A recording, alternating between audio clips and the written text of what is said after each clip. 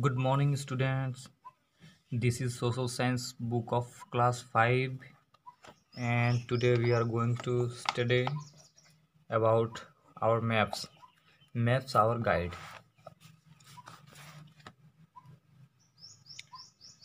In the last chapter, you'll have studies about the globe, which is a model the earth. यानी कि पिछले chapter में हमने आप लोगों को बताया था कि ग्लोब क्या है, पृथ्वी का नक्शा क्या है, एंड ग्लोब के बारे में बताया था। आज हम आप लोगों को बताएंगे expect the globe map is also as external compounds to study. जिस प्रकार ग्लोब पृथ्वी के अध्ययन के लिए आवश्यक है, उसी प्रकार मैप यानी कि मानचित्र भी किसी देश की अर्थव्यवस्था, उसकी राजनीतिक व्यवस्था को जानने के लिए अति आवश्यक है।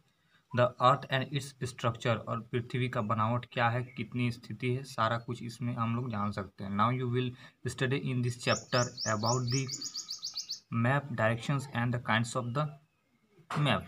यानी कि हम आज मैप के बारे में जानेंगे, मानचित्र के बारे में जानेंगे, उसकी डायरेक्शन, दिशा के बारे में जानेंगे, और मैप्स कितने प्रकार के होते हैं उसके बारे में जानेंगे। तो चलिए आगे हम लोग देखते हैं। Map. A map is a flat symbolic representation of the earth or a part of the earth's surface and it is drawn to a scale। Map जो है, मानचित्र जो है, हम लोग किसी भी कागज़ में उसको ड्रॉ कर सकते हैं, छाप सकते हैं, उसका चित्र को बना सकते हैं। और इसमें मैप में जो है सिंबॉलिक होता है, यानी कि मैप में चिन्ह होता है, जिस चिन्ह से हम जान सकते हैं कि कहाँ पे पहाड़ पर्वत है, कहाँ पे नदी झरना है, कहाँ पे बड़े बड़े ओशियंस हैं, कहाँ पे घर है। तो मैप का जैसे हम लोग अवलोकन करेंगे तो हम आगे सिंबॉलिक यानी कि चिन्ह के बारे में बताएंगे। आगे देखते हैं।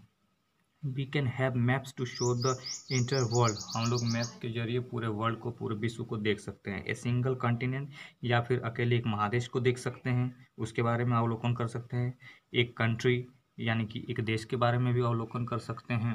या फिर ए सिटी, किसी शहर विशेष का भी मैप होता है। यानी कि मैप जो होता है बिल्कुल अलग अलग प्रकार का होता है। ए नेबरहुड और एवन जो स्कूल, और हम अपने पड़ोसी को भी देख सकते हैं, यहाँ तक कि हम अपने स्कूल का लोकेशन को भी देख सकते हैं कि हमारा विद्यालय, हमारा स्कूल कहाँ पर स्थित है। The origin of the map. The origin of the term maps is from the Latin word mappa, means a napkin और cover cloth.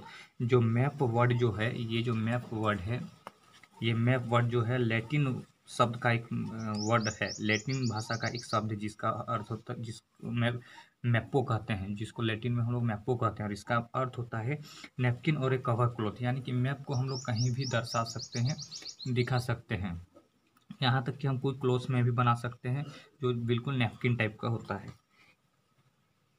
Still the map are very useful to use and use them for more often than we use globe. जिस प्रकार हम लोग globe का इस्तेमाल करते हैं, पृथ्वी का ग्लोब का इस्तेमाल करते हैं, उसी प्रकार मैप का भी काफ़ी उपयोग है। We can carry a map folding in our bags to any places easily. और हम लोग मैप को क्या है, जैसे कि हमने पिछले कक्षा में आप लोगों को बताया था कि ग्लोब को हम लोग कहीं भी कैरी नहीं कर सकते हैं, क्योंकि ये साइज में, शेप में काफ़ी बड़ा होता है। जबकि हम लोग मैप को कहीं भी कैरी कर सकते हैं, क्योंकि ये कागज़ का बना होता है, जिसे हम लोग फोल्ड करके कहीं भी बैग में कैरी कर सकते हैं, ले जा सकते हैं, या फिर पॉकेट में भी ले जा सकते हैं। एनी प्लेसेस, कहीं भी ले जा सकते हैं। Many details can be Sovan on the maps. और ग्लोब में जो होता है सारे डिटेल्स दिए हुए नहीं होता, उसमें सिर्फ मेजर डिटेल्स होते हैं, यानी कि प्रमुख डिटेल्स दिए हुए होते हैं। जबकि मैप में सारे छोटे बड़े सारे डिटेल्स दिए होते हैं विथ सिंबॉलिक, यानी कि चिन्ह के साथ जो है मैप में हमें सारा डिटेल्स मिल जाएगा। A book which contents map is called Atlas. और ऐसी किताब जिसमें सिर्फ मैप ही होता है, मैप वाली किताब को, मानचित्र वाली किताब को हम लोग एटलस कहते हैं। और नेक्स्ट चैप्टर में मैं मैप्स के प्रकार बताऊंगा कि मैप्स कितने प्रकार के होते हैं, मानचित्र कितने प्रकार के होते हैं। Thank you.